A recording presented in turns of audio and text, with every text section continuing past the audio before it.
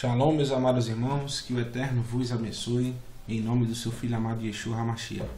Meus queridos irmãos, nós vamos dar continuidade aos estudos do Código da Bíblia. Hoje nós demos uma interrompida sobre o código que nós estamos decifrando, o que são as obras da lei, que é muito controverso, os escritos que, quando nós não temos a compreensão do que foi relatado por Paulo, realmente fica muito controverso. E nós vamos conhecer, na verdade, o amor verdadeiro descrito nas Escrituras, né? Por que eu fiz esse vídeo? Porque muitas vezes, quando nós confrontamos alguém sobre a nossa fé e a fé que as pessoas dizem ter, nós verificamos que no final das contas, quando as pessoas não estão mais conseguindo responder às perguntas que nós fazemos e às vezes indagamos e questionamos, as pessoas resumem tudo dizendo, né, o importante é a nossa fé, que nós acreditamos em Jesus e que nós temos o amor, porque Jesus ensinou o amor. E a gente vai ver nesse estudo que essa afirmação é verdade, que o Messias resumiu tudo no amor e que toda a lei depende do amor. Toda a lei e os profetas dependem do amor, isso é um fato. Mas será que o amor que essas pessoas dizem ter é o mesmo amor relatado nas Escrituras? É isso que nós veremos e será abordado nesse estudo. Espero que vocês tenham paciência, vai ser um assunto até um pouco longo, mas não fala nem um pontinho do que todas as Escrituras relatam. A gente, na verdade, está fazendo um resumo do resumo e nós compreenderemos a verdade sobre o amor nas Escrituras. E então eu começo a fala dizendo: hoje a teologia define os ensinamentos de Jesus resumindo ao amor. Isso está lá em João, capítulo 13, verso 35, que relata mais ou menos o seguinte: e nisto conhecereis que sois meus discípulos, se vos amardes uns aos outros. Então o Messias realmente classifica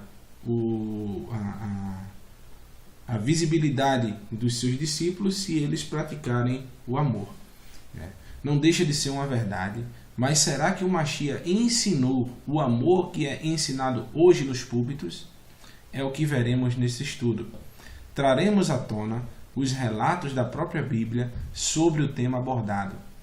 E assim definiremos o que é o amor, seguindo, né, o que está lá em 1 Pedro, no capítulo 1, no verso 6 a 8, que diz: portanto, nesta verdade exultais, mesmo considerando que agora, por algum tempo ainda, tenhais de ser afligidos por toda espécie de provação. Assim acontecerá para que a sinceridade da vossa fé seja atestada, ou seja, haverá uma comprovação da sua fé. E se nós entendermos, irmão, o que é a fé, que nós veremos mais à frente, você vai entender por que a fé vai ser provada. Como é que uma fé vai ser provada, se a fé também é algo subjetivo, né? Muito mais preciosa do que ouro que se corrompe e ainda mais refinada pelo fogo, resultando em louvor, glória e honra, quando o Senhor Yeshua HaMashiach for revelado. Pois, mesmo sem tê-lo visto, vós o amais. Ou seja, Pedro está falando que essas pessoas amam ao Messias. E ainda que não estejais podendo contemplar o seu corpo neste momento, credes em sua pessoa e exultais como indescritível e glorioso júbilo, porquanto estáis realizando o alvo da vossa fé, a salvação de todo o vosso ser. Então, Pedro está relatando sobre essas questões de como provar a fé. E o que nós veremos em todas as Escrituras, a forma que o Eterno quer que nós demonstremos o amor a Ele e ao próximo. Assim teremos a certeza de como haveremos de amar ao nosso irmão e ao nosso Criador. Ou seja, Pedro está colocando aqui o amor ao Messias com uma relação de provação. Ou seja, você terá de ser testado. e ele também coloca ao mesmo peso de igualdade a fé. A fé terá que ser provada para ver a sinceridade da tua fé. Então nós vamos decorrer em cima disso. E a gente vai conhecendo a palavra amor, é o que a gente vai fazer agora. Veremos a diferença entre o amor greco-romano e o amor hebreu. A gente vê que o amor romano, né? Se você observar uma coincidência incrível, ó, Roma, e se você colocar ao contrário, é a mesma coisa. Roma, amor. Se você colocar ao contrário, dá amor, né? Hoje nos é ensinado que o amor é algo abstrato. Esse é o amor romano, que não necessita de provas, que é isso que é ensinado no sistema religioso, infelizmente. Muitos dizem que não, mas é dito que as provas, na verdade, foram cravadas pelo Messias na cruz, é a prova do amor. Então nós temos que amar o nome de Jesus e amar a Ele, né? Muitas vezes, ao ser contrariado ou pensar diferente, logo esse amor se desvanece, algo que ocorre se um irmão se afasta um pouco dos ensinamentos de determinada religião. Isso não sou eu que digo, tá, amados? Eu tenho provas aqui na minha casa, eu tenho provas de irmãos que congregam conosco, que simplesmente por deixarem de acreditar nas Escrituras, da forma que os outros irmãos acreditam, aquelas pessoas que eram amigos inseparáveis, simplesmente essas pessoas hoje em dia abaixam a cabeça e atravessam a rua ao ver o outro irmão. Então esse é o amor que é ensinado no sistema religioso, infelizmente. Faça o teste. Então, finja só um pouquinho, não estou pedindo você ser um fingido, mas finja que você está duvidando alguma coisa e deixa a denominação durante 15 dias, para você ver o que vai acontecer com você. Infelizmente, o amor realmente acaba rapidamente, não dura 15 dias. A gente tem até irmãos que continuam com a fé, lendo as Escrituras, buscando os caminhos do Eterno, mas são considerados até, foram chamados de ateus, né? Outros são chamados de hereges, e dentre outras formas. Outros mandam se a gente recebeu informação de um irmão que, ao pregar essa verdade que nós levamos só questionando as Escrituras, o conhecimento das pessoas, na verdade não as Escrituras, mas o conhecimento das pessoas nas Escrituras, essas pessoas mandam que nós nos convertamos ao Senhor Jesus. Dizem, se converta ao Senhor Jesus. Aí, porque eu não chamo o nome Jesus, eu chamo o nome Yeshua, a pessoa vai e condena. Porque eu chamo o nome Yahushua, a pessoa vai e me condena, dizendo que eu tenho que me converter, né? Mas só que nós só falamos da Bíblia, falamos o tempo todo sobre as Escrituras. E ao contraponto, já o amor hebreu, ensinado nas Escrituras, em grande parte aparece associado a algo físico, renúncia de si para auxiliar ao próximo, e também relata uma obediência. Vamos discorrer em todas as Escrituras e verificar se essas afirmações que nós fizemos agora estão corretas. Esse contraponto entre o amor romano, greco-romano, que é ensinado nos púlpitos, que agora não precisamos mais guardar nada, que Jesus já cumpriu por nós, e que agora é só amor, só a graça, só amor, e ninguém sabe qual é a definição de pecado, ninguém mais sabe o que é a definição dessa subjetiva graça, né? Porque nós sabemos que a graça é estar sob a proteção do Eterno, no seu favor imerecido, é alcançar a vitória das promessas através de algo que nós não poderíamos pagar, e foi pago. A prova de amor, né? Certa vez, indagado sobre quais eram os maiores mandamentos da Torá, a lei de Moisés, o Mashiach falou. Esclareceu Yeshua: o mais importante de todos os mandamentos é esse: ouve, ó Israel, o Senhor, o teu Elohim, é o único Senhor. Portanto, amarás, o Senhor, teu Elohim, de todo o teu coração, de toda a tua alma, de todo o teu entendimento e de toda a tua força. E o segundo mandamento é: amarás o teu próximo como a ti mesmo. Não existe qualquer outro mandamento maior do que estes. Então o Messias citou os dois maiores mandamentos da Torá. Então, como o Messias pregava o amor, está aí o amor. E de onde ele tirou esse amor? Da própria Torá. Só que tem um detalhe muito importante. A gente vai ver o que é que implica as consequências desse amor. Porque o texto não para por aí. Para os judeus e para o Messias, eles sabiam o que vinham depois. Mas nós, infelizmente, não buscamos saber. Note que Yeshua cita 2 textos relatados que está na lei, né? Em Deuteronômio, capítulo 6, verso 5, que é esse aqui. Amarás, portanto, o Senhor teu Deus de todo o teu coração, de toda a tua alma. Amarás, certo? Esse é esse verso aqui. No verso 6, capítulo 6, verso 5. E esse é o segundo mandamento, que é esse aqui, ó. Amarás o teu próximo como a ti mesmo. Está lá em Levítico, verso 19, capítulo 19, verso 18. Isso você pode olhar em qualquer escritura. Eu estou utilizando aqui, irmãos, a tradução King James, que, sem sombra de dúvidas, é a que eu estou notando que tem uma fidelidade maior ainda. Tanto que você vai ver até as palavras, para você distinguir o que é a Torá, nessa tradução King James aparece especificamente o que é a lei de Moisés, tá? Então nós vamos entender o seguinte, ó. Os 2 textos citados pelo Messias estão na lei, na Torá. O capítulo 6, verso 5 de Deuteronômio, o capítulo 19, verso 18 de Levítico. Logo, o Messias era de total concordância com a Torá, como ele mesmo tinha dito, né? Em Mateus 5, 17 ao 20. Sendo assim, vemos que o amor não era algo novo, ou seja, o Messias não criou o amor, tá? Até porque ele é a Torá viva. Segundo o Evangelho de João, capítulo 1, verso 14. Ou seja, para ele ser o amor, isso tinha que estar na Torá. Se ele pregou o amor, isso tinha que estar lá, porque ele é a Torá viva, em carne. E diz o seguinte, ó. Assim, algo já dito pelos profetas, o problema não estava na lei que o próprio Eterno deu a seu servo Moisés, pois ele sempre enviou profetas para pedir que o seu povo se voltasse para obedecer aos mandamentos que ele deu a seu servo Moisés. Isso está lá em Malaquias, capítulo 4, verso 12, e em todos os profetas. Eu coloquei só um texto bem específico. Lembrai-vos, portanto, da Torá de Moisés, meu servo, os decretos e as leis que lhe ordenei em Horebe. Veja só, no deserto, para todo Israel, o Eterno o disse, o Eterno prevalece. Então, veja o que está escrito aqui, irmãos.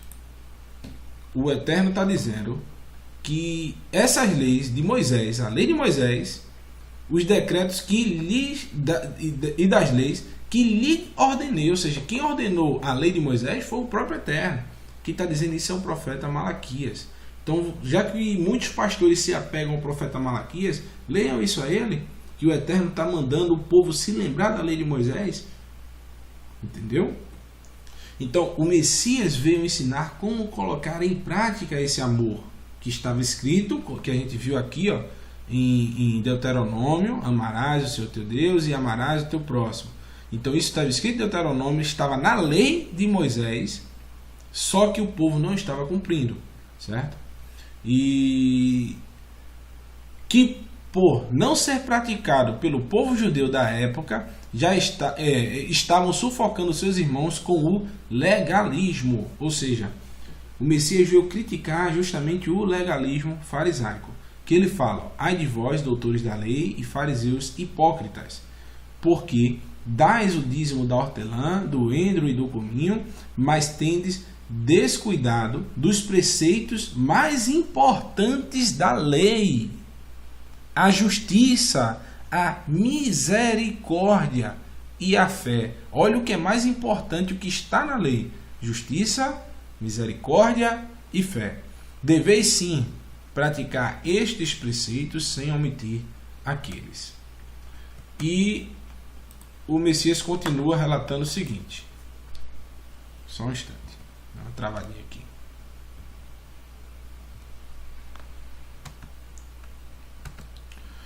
O legalismo imperava e sufocava o povo com tantos mandamentos de homens, que por muitas vezes os escribas e fariseus davam mais importância às suas próprias ordenanças que os mandamentos estabelecidos pelo Eterno. Isso está lá em Marcos capítulo 7, verso 8, que diz: assim abandonais o mandamento de Elohim, apegando-vos às tradições dos homens. Logo, estamos observando que o Messias não foi contrário à lei de Moisés, mas ele ensinava como cumprir no seu verdadeiro sentido de ajudar ao próximo em suas necessidades. Coisa que esses fariseus, de longe, não estavam fazendo no caso. Basta analisarmos o sermão de Yeshua em Mateus 23. Eu vou dar só uma lida rápida aqui, vocês vão entender a gravidade, mas vocês, se quiserem ler todo o capítulo em casa, vocês vão entender o que é que esses caras estavam fazendo. Ele diz: ai de vós, doutores da lei e fariseus hipócritas, porque fechais o reino dos céus diante dos homens? Porque vós mesmos não entrais, nem tampouco deixais os que estão querendo entrar, deixais entrar os que estão querendo entrar. Ai de vós, doutores da lei e fariseus hipócritas, devorai a casa das viúvas para disfarçar, ensinais longas orações, e por isso recebereis castigos ainda mais severos. Então o Messias faz uma crítica a esses homens que estavam devorando a casa das viúvas.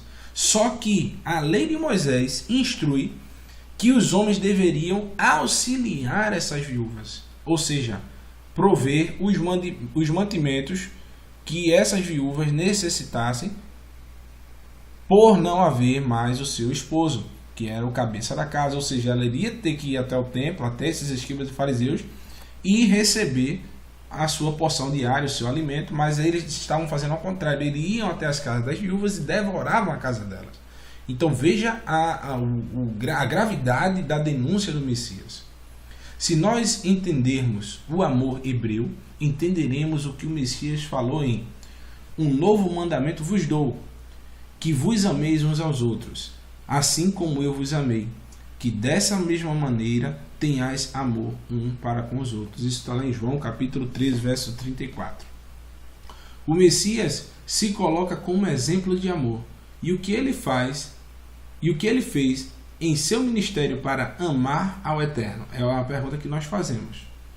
Cumpriu toda a Torá. Isso é o que a gente vai ver posteriormente, tá?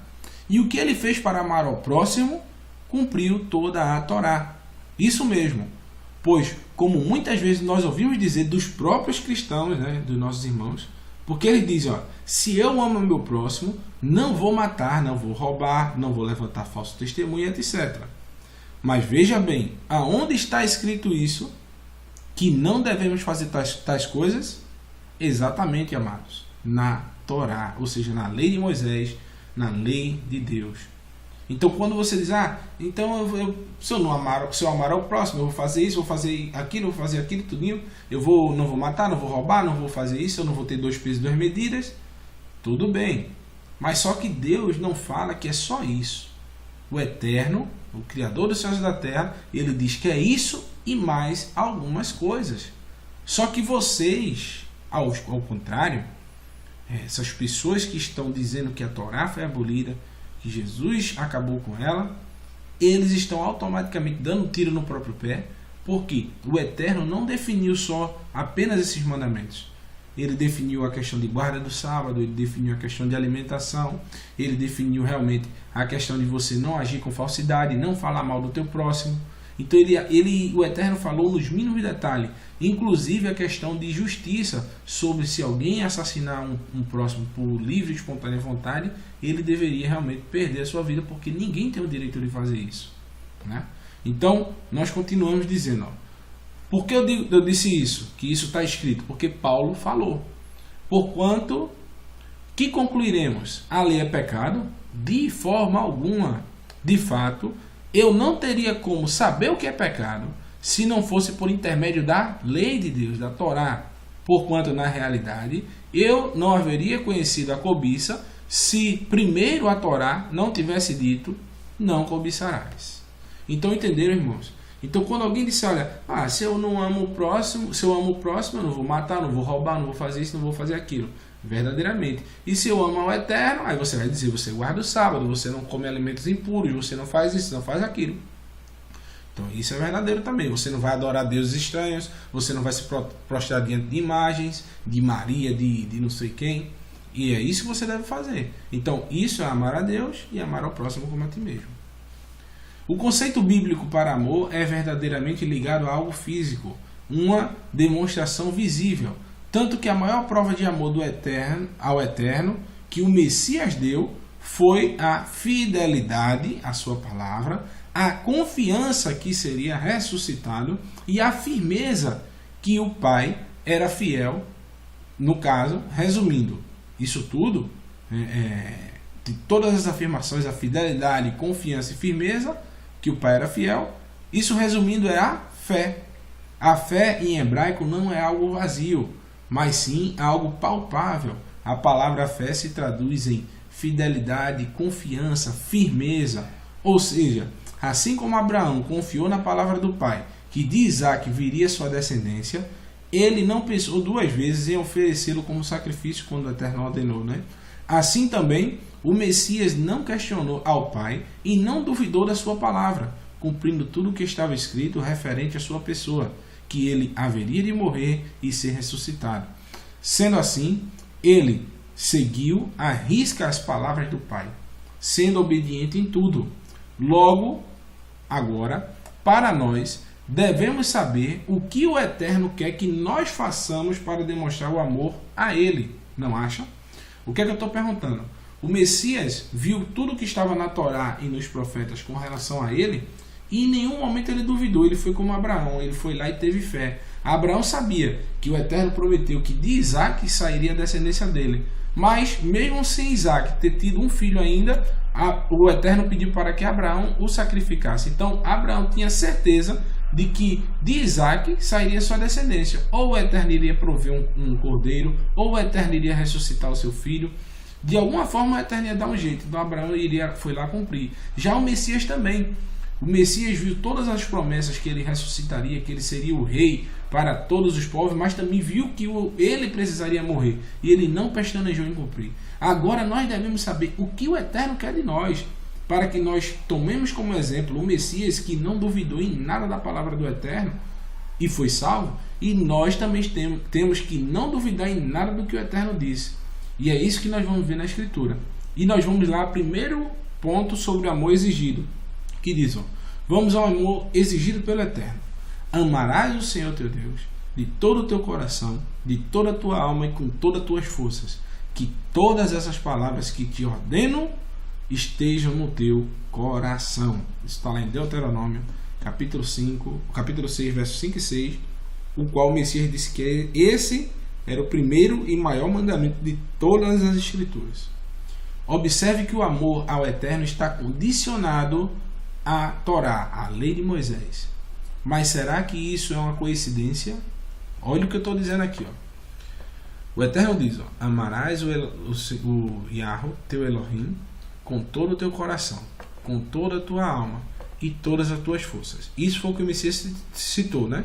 E no verso posterior, no verso 6, diz que todas essas palavras, ou seja, a Torá que o Eterno deu a Moisés, que hoje te ordeno, não foi o que te darei no futuro, que hoje estejam em teu coração, no caso.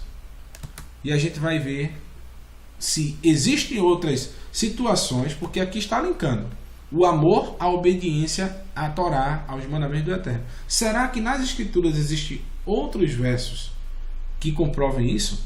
Porque a gente precisa de 2 ou 3 testemunhas. Eu vou lhe oferecer umas 10 ou 20. E isso porque eu não quis escrever aqui para passar o dia todo escrevendo sobre toda a Bíblia. Mas vocês vão ver a quantidade de versos que ligam a fidelidade, a fé, o amor, a obediência dos mandamentos.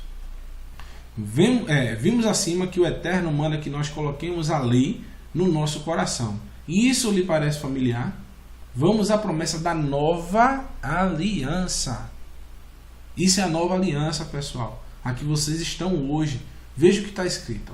Eis, no entanto, lá em Jeremias, capítulo 31, verso 33, eu não coloquei aqui, mas vocês podem ver na sua Bíblia aí, que diz o seguinte, eis, no entanto, a aliança que celebrarei com toda a comunidade de Israel, passado aqueles dias, afirma o Senhor. Isso é a nova aliança, tá?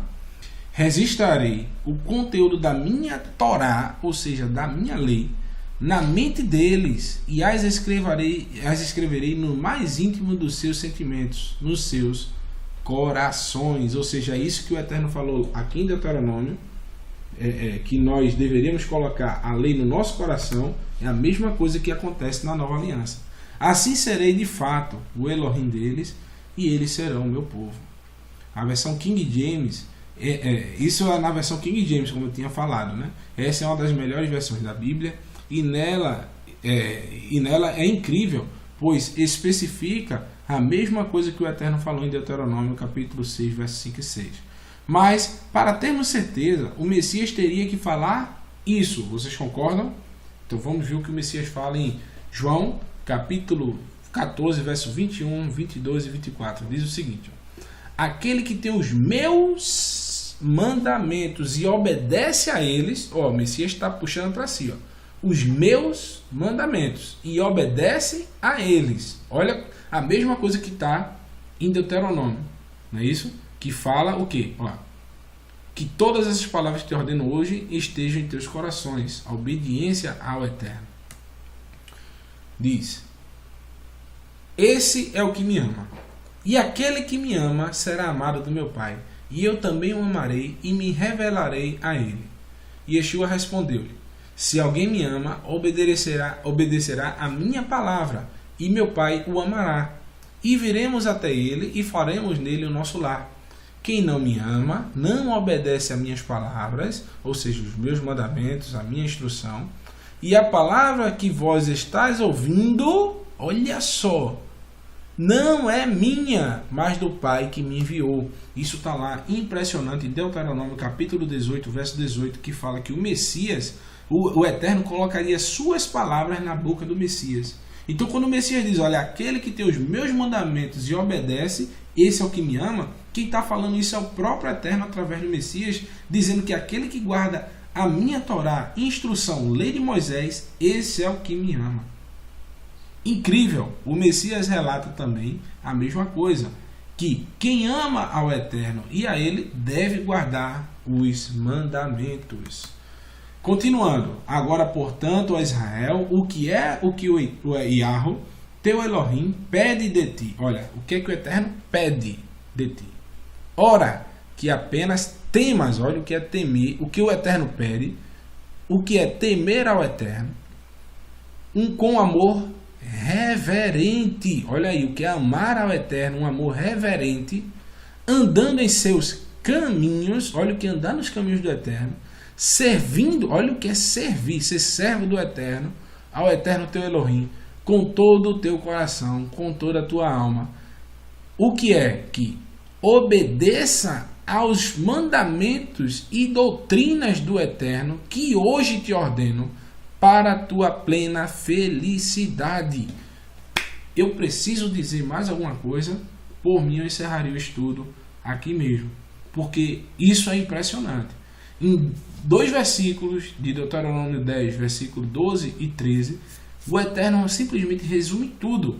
O que ele pede de nós, que é temer a Ele, amá-lo, andar em seus caminhos, servir com todo o nosso coração, com toda a nossa alma, obedecendo os mandamentos e as doutrinas que o Eterno hoje tinha ordenado, ou seja, lá no tempo de Deuteronômio, no tempo de Moisés, para a tua plena felicidade. O Eterno não muda. Se ele diz que isso é uma bênção, seria a nossa bênção, nossa felicidade, como o Messias viria e aboliria a lei na cruz? O Messias cravou na cruz, irmãos, a lei do pecado e da morte. Se vocês lerem Deuteronômio capítulo 28, vocês vão entender que a lei do pecado e da morte é as consequências por desobedecer os mandamentos do Eterno. É exatamente isso. O Messias veio ensinar como guardar os mandamentos para que ele, na sua carne, abolisse a lei do pecado e da morte. A lei do pecado e da morte não é a lei da vida que o Eterno deu aos homens, não. Não é essa a lei. A lei da vida é uma, a lei do Eterno é uma, que é a lei da vida. A lei do pecado e da morte é a transgressão dos mandamentos do nosso Criador. Isso é completamente diferente do que é ensinado no sistema religioso, né? Porque lá em Levítico, capítulo 18, verso 5, diz o seguinte: guardarei os meus estatutos e as minhas normas, Quem os cumprir encontrará neles a vida. Eu sou o Senhor, o Eterno, o Yahweh. Ou seja, é indiscutível. Se o Eterno disse, ele não é menino para que minta, nem filho do homem para que volte atrás. Ele não se arrepende do que faz. Se ele disse que isso era vida, é vida. Se o Messias é a Torá feita em carne, por isso que o Messias diz que é o caminho, a verdade e a vida. Porque se ele é a palavra de Deus feita em carne, ele é o caminho, a verdade e a vida. Quem obedecer os mandamentos estará com o Messias na sua habitação. Sendo assim, mais claro que isso não existe, né? Nesse verso relata tudo que o Eterno quer de nós. E tudo que se resume é a guardar os seus mandamentos. Tudo se resume a guardar os seus mandamentos. Sabendo que o Messias é a própria lei do Altíssimo feita em carne, está lá em João capítulo 1, verso 14, eu não estou inventando nada do que eu estou dizendo. Sendo assim, entendemos quando Paulo afirma que os judeus sabem o que é a vontade do Eterno. Ou seja, Paulo, quando está dizendo qual é a vontade do Eterno, que os judeus, o que é que eles tinham? A Torá nas mãos. Então Paulo está falando para os verdadeiros judeus como ele, que guardavam só a Torá e não o legalismo humano, que é o tema do nosso estudo, as obras da lei. Eu peço aos irmãos que assistam do capítulo 1 até o 3 que nós gravamos, e nós vamos gravar o restante posteriormente. Paulo afirma que os judeus, por guardarem a Torá, veja o que é que Paulo fala sobre eles. Ora, tu que levas o nome de judeu, te fundamentas na lei e te glorias em Deus. Tu que conheces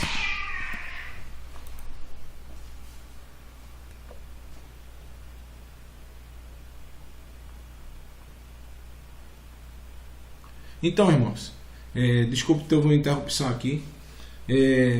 Então, Paulo está dizendo exatamente que esses irmãos, esses judeus, eles conheciam a vontade do Eterno. Por isso ele diz, ora, tu que levas o nome de judeu, te fundamentas na lei, na Torá, na lei de Moisés, e te glorias em Deus. Não é outra lei, irmãos. Um judeu não segue outra lei, a não ser, quer dizer, além da lei, das obras da lei, que é o tema de estudo que nós estamos fazendo aqui nesse canal, já está na terceira parte, eu recomendo que todos assistam.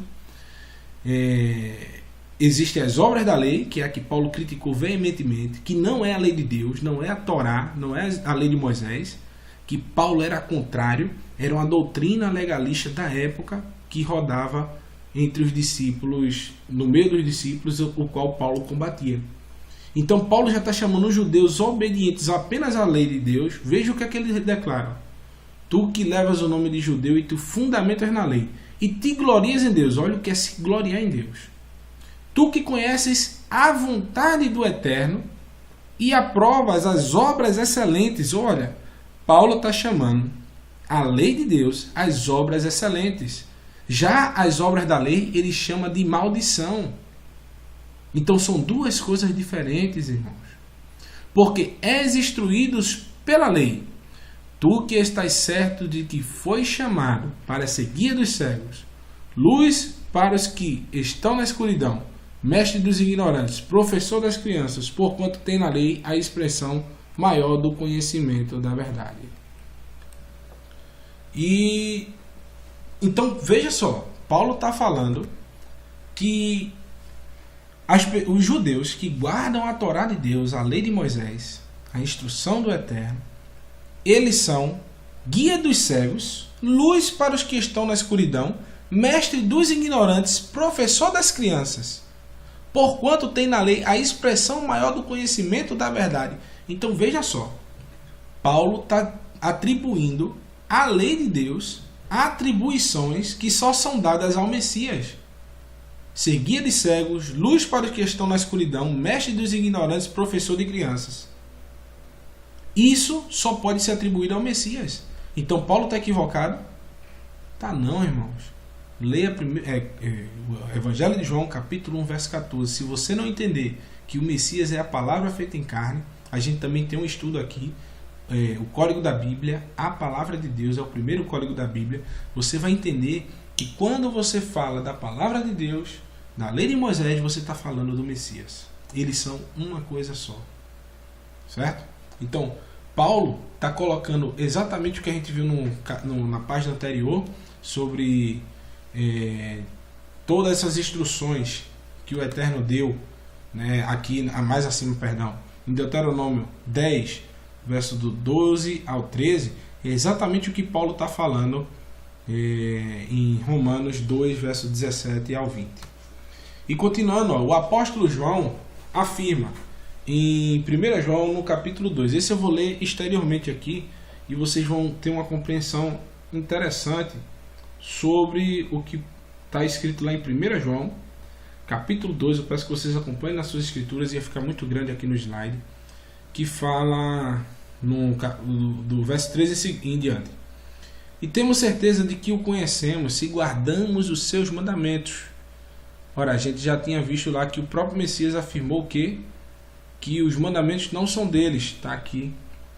Ele diz aqui, a palavra que vós estáis ouvindo não é minha, mas do Pai que me enviou. Ou seja, o que a gente está lendo aqui, nisso temos certeza que os conhecemos se guardamos os seus mandamentos. Aquele que afirma, no verso 4, eu conheço e não obedeço os seus mandamentos é mentiroso e nele não está a verdade. Mas todo que guarda a sua palavra, ou seja, o Messias, guarda as instruções do Eterno, neste o amor de Elohim tem verdadeiramente se aperfeiçoado. E dessa forma sabemos que estamos nele, e quem declara que permanece nele, também deve andar como ele andou. Como é que o Messias andou? Guardando toda a Torá. Amados, não vos escrevo um mandamento novo, senão um mandamento antigo. Olha aí, o Messias não deu um mandamento novo? Qual tendes desde o princípio? Ora, o mandamento antigo é a palavra que ouvistes. Olha aí, João está falando que a palavra que eles ouviram é antiga. Qual é a palavra antiga que na época de João existia? A Torá, amados. Todavia vos escrevo, o que vos escrevo é um mandamento novo, o qual é verdadeiro nele e em vós. Pois as trevas estão se dissipando e já brilha a verdadeira luz. Ou seja, as trevas, o que João está relatando aqui, era todo aquele legalismo que o povo estava debaixo do legalismo de homens, debaixo da lei. De que lei? A lei de homens, lei oral, que é conhecida hoje como Talmud. Aquela pessoa que diz estar na luz, mas odeia o seu irmão, continua a vagar sob trevas. Quem ama o seu irmão permanece na luz, e nele não existe motivo de tropeço. No entanto, quem odeia o seu irmão está nas trevas, vaga pela escuridão. Não sabe por onde caminha, pois as trevas lhe turvam a visão. Então, João está relatando mais uma vez o verdadeiro amor, que é algo físico, algo visto. E agora, irmãos, a gente vai fazer mais duas leituras extras, e depois eu prometo que não vai ter, eu creio que não vai ter aqui mais. Mas a gente vai fazer duas leituras extras. Se, que é o que eu coloquei aqui, sabendo disto, devemos ter na Torá argumentos para defender a linha de pensamento desse estudo. Veremos que João fala tais coisas. Ou seja, João, para falar que o verdadeiro amor está em amar ao teu irmão com algo físico, é demonstrado, é visível. Se essa pessoa não ama o seu irmão visivelmente, fisicamente, a luz não está nele, verdadeiramente ele está em trevas. E como é que a gente pode ter isso na Torá? É isso que a gente vai ver em Levítico, capítulo 19. Eu peço aos irmãos que abram as suas escrituras, tá? O estudo é um pouco longo, mas vocês vão acompanhar tudinho. Levítico 19, no verso 13 em diante, diz o seguinte: cada um de vós respeitará a sua mãe e seu pai. Guardai os meus sábados, eu sou o vosso Deus. Ou seja, o Eterno está mandando que nós respeitemos primeiramente nosso pai e nossa mãe, e que guardemos o sábado. Ou seja, reverência aos nossos pais aqui na terra e reverência a ele nos céus. Por que nós guardamos o domingo? Pergunta ao seu pastor. Ele vai dizer que não sabe, porque Jesus ressuscitou no domingo. Nós temos um estudo aqui que comprova que o Messias Yeshua não ressuscitou no domingo. Tá? E ele fala, para não se voltar para os ídolos, né? Não mandarei fundir deuses, isso está no verso 4. Fala sobre a questão de sacrifícios, e no verso 9 ele começa: quando fizerdes a colheita do trigo, veja que mandamento, tá? Da vossa terra, Não cegareis até o limite extremo do campo. Não voltarei para apanhar as espigas que tenham caído durante a colheita. Olha o mandamento do Eterno. Ou seja, se você tem um campo redondo, você poderia colher no meio, mas na borda você não poderia colher, que era para quando o pobre passasse, ele pudesse se alimentar. Não era para você colher nas bordas e deixar só um pouquinho no meio para que as pessoas não vissem, não. Era para o contrário. Você colhesse no meio e deixasse a borda para que o povo comesse. E se você estivesse cortando e caísse um feixe de trigo ou de qualquer coisa no chão, você não poderia apanhar, porque era para o pobre que passasse e pudesse pegar. A gente vê esse exemplo no livro de Ruth, que Ruth, justamente o seu marido Boaz, ele pedia que os seus servos deixassem cair mais espigas para que ela pudesse colher, né? Também não havereis de passar 2 vezes pela vinha, nem recolhereis os frutos caídos sobre a terra do teu pomar. Tu o deixarás para o pobre, para o estrangeiro. Eu sou o Eterno teu Elohim. Ninguém dentre vós cometerá furto nem roubo, tampouco usará de falsidade ou de mentira contra o teu próximo. E ele diz, no verso 13, não oprimirás o teu próximo, nem roubarás o salário diário do teu trabalhador, não ficará contigo até a manhã seguinte. Esse povo, irmãos, eles não tinham capacidade de armazenar comida por vários dias, como nós temos hoje. Ele pegava hoje e comia hoje. Então, o Eterno manda para que quando alguém recebesse um salário, deveria ser pago imediatamente, para que aquela pessoa pudesse se alimentar, né? E diz no verso 14, não amaldiçoarás o mudo, e não porás obstáculos diante de um cego, mas temerás ao Senhor teu Deus, eu sou o Eterno Yahweh. Ou seja, o Eterno fala para que nós não podemos falar pelas costas de ninguém, para alguém que não possa ver, se defender, e não possa ouvir, nem se defender. Ou seja, o Eterno não quer que nós falemos algo daquilo que nós não podemos provar ou ver o outro lado. Então isso é um mandamento justo, de amor para com o nosso próximo. Porque muitas vezes a gente pode acabar com uma pessoa sem que ela possa se defender. E continuando, não cometerás injustiça no julgamento, não farás acepção de pessoas com relação ao pobre, nem deixará levar por preferência pelo que tem poder. Segundo a justiça julgarás o teu próximo. Ou seja, uma pessoa que por ser mais pobre, às vezes se faz de vítima, pode querer fazer algo com intenção de enriquecer. A gente, por olhar por ser uma pessoa humilde, a gente não vai fazer a justiça da forma correta. O Eterno não quer isso. Nem tampouco por uma pessoa ter influência. Já pensou se o Brasil seguisse a Torá do Eterno? O que é que essa lei não faria tanta diferença nos tempos de hoje? Mas infelizmente, né, o sistema religioso diz que ela foi abolida, né? Diz o seguinte no verso 16, não serás um divulgador de maledicências a respeito dos teus irmãos, e não sujeitarás a julgamento o sangue do teu próximo. Ou seja, você não poderia dar um falso testemunho. Não terás no teu coração ódio pelo teu irmão, deves repreender o teu compatriota, assim não terás culpa do pecado. O que é que o Messias ensina lá em Mateus 16, se eu não me engano? Se teu irmão pecar contra ti, vai até a ele. Ou seja, o Messias está ensinando exatamente esse mandamento aqui, irmãos. Então, nós não podemos mais obedecer esse mandamento que o Messias deu lá em Mateus 16? Se nós obedecemos aquele mandamento, é exatamente esse mandamento aqui que o Messias está ensinando. Porque os escribas e fariseus não estavam fazendo nada disso que a Torá está dizendo sobre o amor ao próximo, que é ser sincero, ser fiel, ajudar. Não te vingarás, nem guardarás rancor contra os filhos do teu povo, mas amarás o teu próximo como a ti mesmo. Está aqui o grande e maior mandamento que Yeshua nos relatou. E no verso 33 diz o seguinte, veja. Se um estrangeiro habita convosco e na vossa terra, não molestareis. Ou seja, se vir alguém de fora, naquela época eles não tinham basicamente nada, você não poderia o molestar nem ser ríspido com ele. E o que é que esses judeus faziam com os estrangeiros, os gentios que chegavam perto dele? Eles chamavam de pecadores. Não existe nenhum mandamento na Torá que mande você se afastar dos estrangeiros, das pessoas que não conheciam a palavra de Deus. Pelo contrário, O Eterno manda que nós sejamos boas pessoas com eles. Olha, se um estrangeiro habitar convosco na vossa terra, não molestareis. O forasteiro, que mora, uma pessoa de fora, um gentil, que mora convosco, será para vós como um compatriota, como um irmão. E vós o amareis como a vós mesmos, pois fostes igualmente estrangeiros na terra do Egito. Eu sou o Senhor vosso Deus. Ou seja, os escribas e fariseus inventaram leis que um judeu não poderia comer com o gentil. Ele não poderia pregar a Torá para o gentil. Eles não poderiam ir a um território do gentil, falar com os samaritanos. Eles criaram várias leis. Mas olha o que a Torá diz sobre esse comportamento.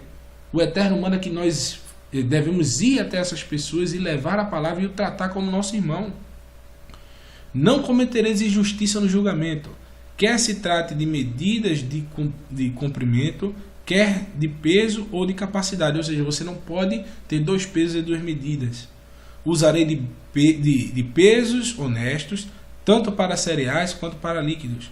Eu sou o Eterno, o vosso Elohim, que vos libertei da terra do Egito. Guardai, pois, os meus mandamentos, as minhas leis e praticai-os. Eu sou o Senhor. Por isso que o Messias fez um contraponto da lei do Eterno contra a lei dos escribas e fariseus. Entendam isso, amados irmãos. Compreendam. E se a gente ler também em Deuteronômio, no capítulo 15, fala o seguinte. A gente vai ler o seguinte. Olha, no final de cada 7 anos, as dívidas deverão ser canceladas. Eita, os banqueiros, hein? Misericórdia. Os caras, se vissem um mandamento desse, eu acho que ele mandava tocar fogo na Bíblia. Porque o Eterno pede que a cada 7 anos não haja mais dívidas. Ou seja, e para o seu irmão, o Eterno não permitiria que você cobrasse juros. Ou seja, eu pegaria um empréstimo com você, agora eu de bom grado deveria lhe pagar. Se eu não conseguisse lhe pagar, em 7 anos, essa dívida seria perdoada. Aí eu pergunto, os brasileiros teriam condições de guardar essas leis? Eles tomariam emprestado e nunca pagariam. Por isso que o povo do Eterno é um povo santo. Santo quer dizer kadosh, separado. É um povo diferente dos outros. Tá? No verso 2 diz: eis como deverás proceder. Todo credor cancelará o empréstimo que fez ao seu próximo. Nenhum israelita exigirá pagamento ao seu próximo, nem de seu parente, porquanto terá sido proclamada remissão e honra ao Eterno. Poderás exigir pagamento ao estrangeiro, mas deixarás quite o que havias emprestado a teu irmão. É verdade que teu irmão, em teu meio não haverá nenhum pobre, porquanto o Senhor vai te abençoar-te na terra que o Eterno, teu Elohim, te está concedendo como herança, para que dela tome posse. Com a condição de que obedeças de fato a palavra do Eterno, os mandamentos, do teu Elohim, cuidando de colocar em prática todos esses mandamentos que hoje eu te ordeno. Quando o Eterno, teu Elohim, te houver abençoado, conforme te prometeu, tu emprestarás a muitas nações, mas nada pedirás emprestado. Dominarás muitas nações, mas não serás jamais dominado. Quando houver um pobre no teu meio, ainda que seja um só dos teus irmãos, numa das tuas cidades, na terra que o Eterno teu Elohim está te doando, veja que mandamento, irmãos. Não endurecerás o teu coração, tampouco fecharás a mão para com este teu irmão pobre. Pelo contrário, abre-lhe generosamente a mão, emprestando o que lhe falta, na medida de qual ele necessitar. Fica atento a ti mesmo, para que não surja em teu íntimo um pensamento avarento e pagão. Olha, o Eterno chama de pagão uma pessoa que tem avareza. O 7º ano é o ano do cancelamento das dívidas, e está se aproximando, e não quero ajudar o meu irmão necessitado.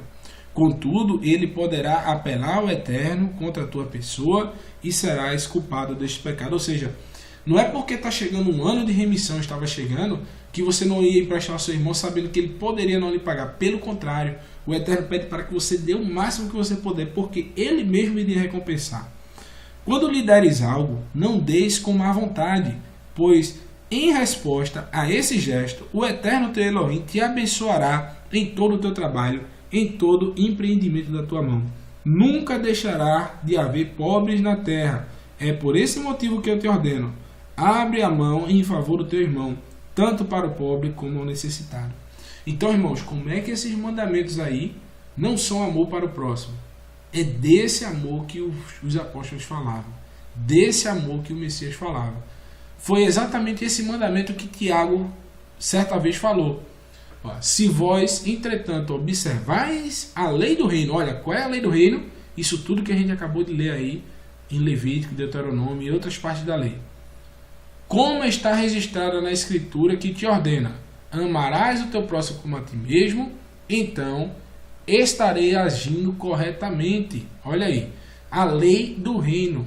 Essa lei do reino, Tiago cita que a lei do reino está contido esse verso aqui, ó. Amarás o teu próximo, perdão, irmãos, amarás o teu próximo como a ti mesmo. E onde está essa lei? Onde está escrito isso? Na lei de Moisés. E Tiago está chamando essa lei do reino, a lei do reino de Deus. Como é que você como é que a gente não consegue enxergar isso? Eu digo eu também, porque eu muito tempo não vi. Olha, veja que versículo. Se vós, entretanto, observais a lei do reino. Qual é a lei do reino? A lei do reino de Deus. Como está registrada na Escritura que ordena: ó, amarás o teu próximo a ti mesmo. A lei do reino é a lei de Moisés. E continua dizendo, ó, fica a pergunta, onde está escrito isso? Na Torá. E ele continua dizendo, ó, de que adianta, meus caros irmãos, veja se isso não é exatamente o que está aqui em Deuteronômio, capítulo 15, verso 10 e 11. 9, 10 e 11. Presta atenção. Leia o verso 9, 10 e 11, que está dizendo: fica atento a ti mesmo, para que não surja no teu íntimo o pensamento avarento ou pagão. No 7º ano, tal. No verso 8 diz: pelo contrário, abre generosamente a mão, emprestando tudo o que lhe falta, à medida que necessite. E a gente vai agora para Tiago, que diz, ó, Tiago, capítulo 2, verso 14 a 17.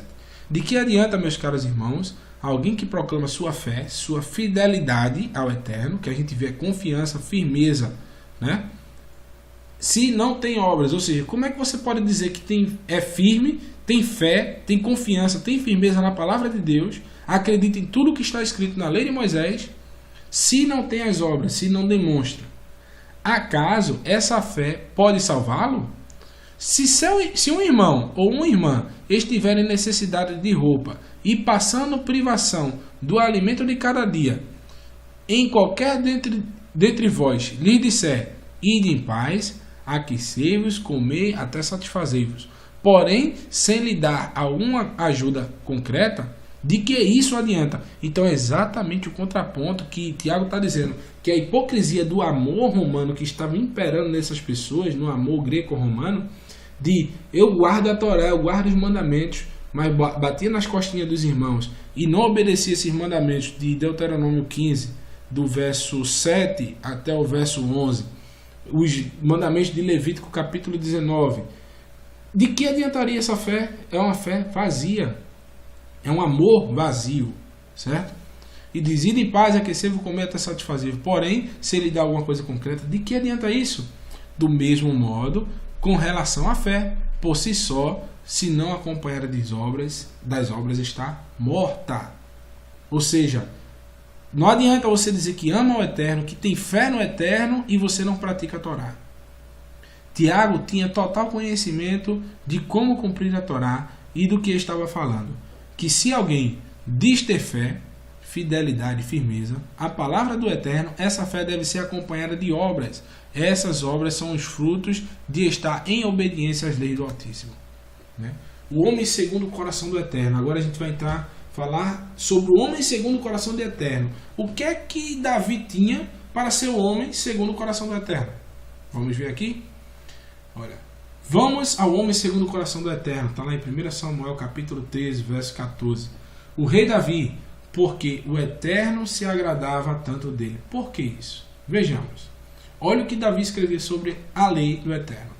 Abençoado com felicidade é o homem que não segue o conselho dos ímpios, aqueles que não têm a Torá, não se deixa influenciar na conduta dos pecadores, aqueles que conhecem a Torá, mas transgridem, porque está lá em 1 João capítulo 3, verso 4, que todo aquele que pratica o pecado transgride a lei, porque de fato o pecado é a transgressão da lei, ou seja, não anda segundo o conceito dos ímpios, segundo aqueles que não conhecem a Torá, é de fato ímpio, que não se deixa influenciar pela conduta dos pecadores, aqueles que conhecem a Torá, mas transgridem, nem se assenta na reunião dos zombadores, ou seja, aqueles que conhecem a Torá, nem tentam praticar, não são nem mais pecadores, eles já passam a zombar a Torá.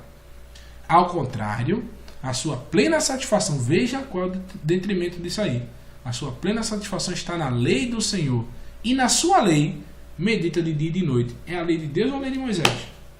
Porque na época de Davi o que ele obedecia era a lei de Moisés, que é a lei do Senhor, a lei do Eterno.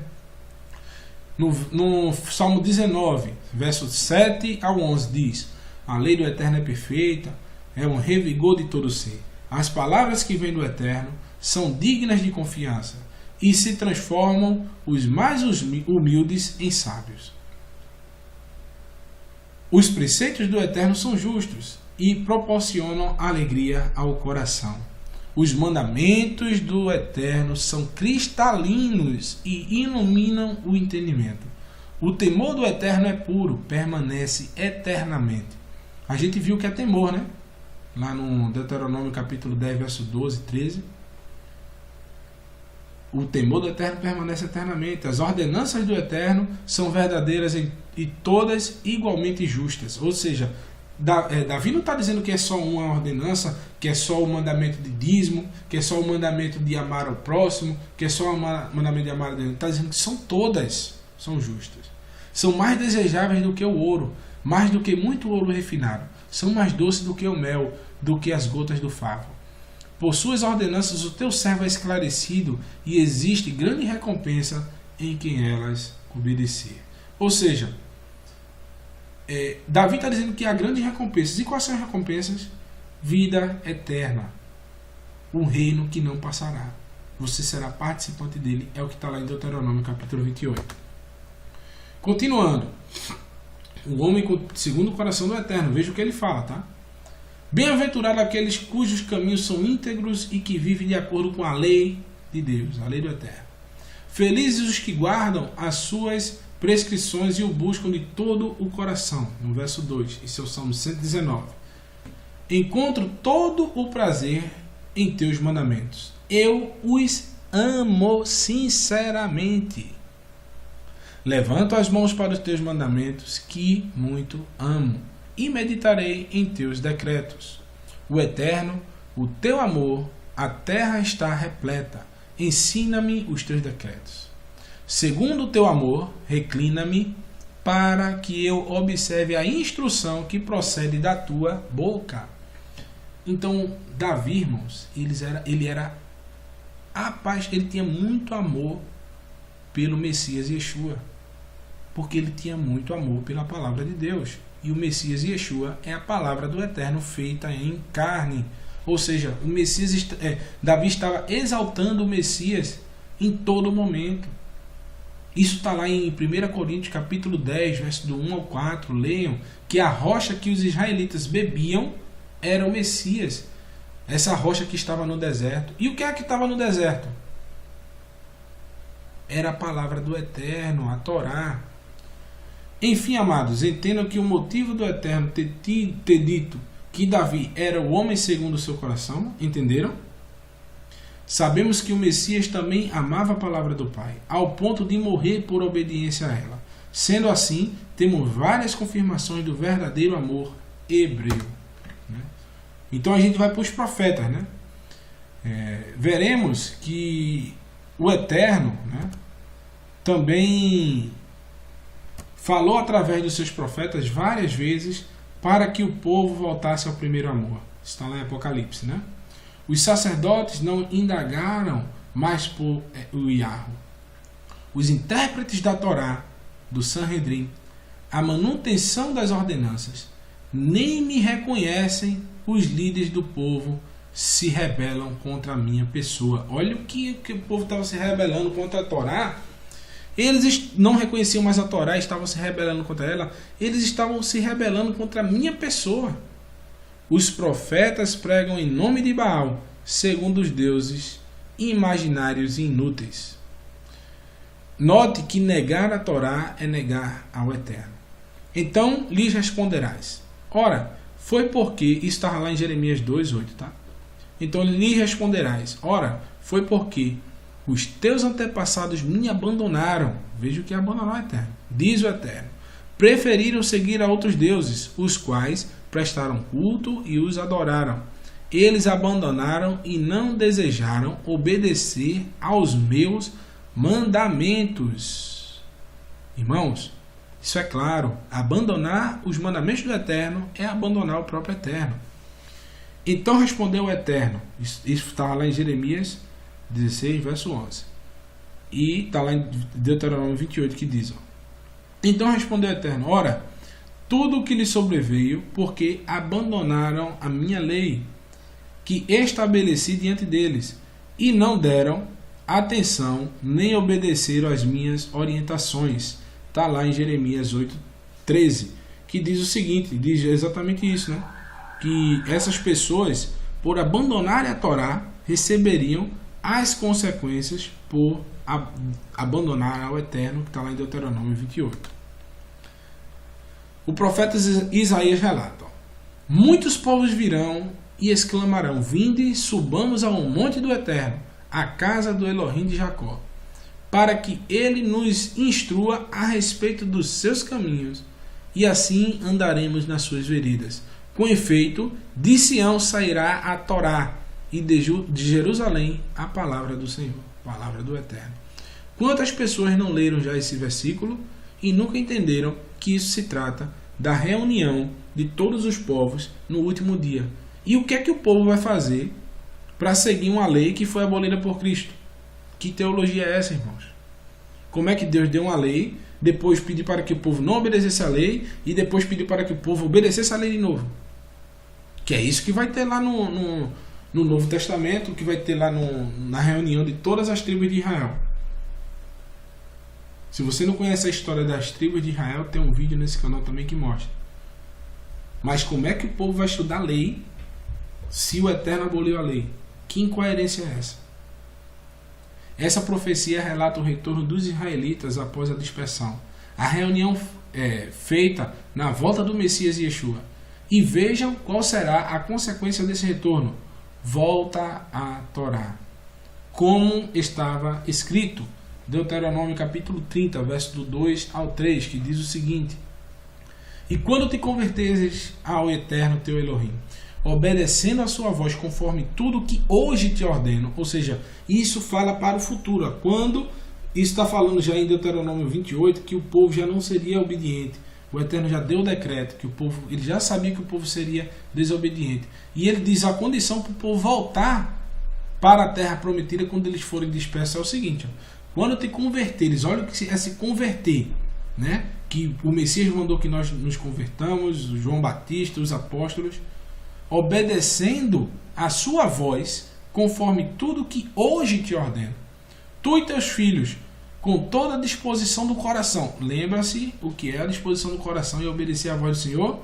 Obedecer aos seus mandamentos. E vontade da alma. Então o Eterno teu Elohim mudará a tua sorte para o melhor e se compadecerá de ti. O Eterno teu Elohim te fará retornar do exílio e te restaurará. Terá compaixão de ti e te reunirá novamente em todas as nações entre as quais o havia espalhado. E isso está lá em Deuteronômio 30, verso 2 e 3. E em Zacarias, verso 8, 23, diz: assim, pois, profetiza o Eterno, Elohim dos exércitos. Eis que, naqueles dias, 10 homens de todas as línguas e nações agarrarão firmemente na barra da veste de um judeu e exclamarão: sim, iremos convosco, porque temos ouvido que Elohim está convosco. Está em Zacarias 8, 23. Esse ato refere-se a pegar-se aos mandamentos, que é o tzitzit.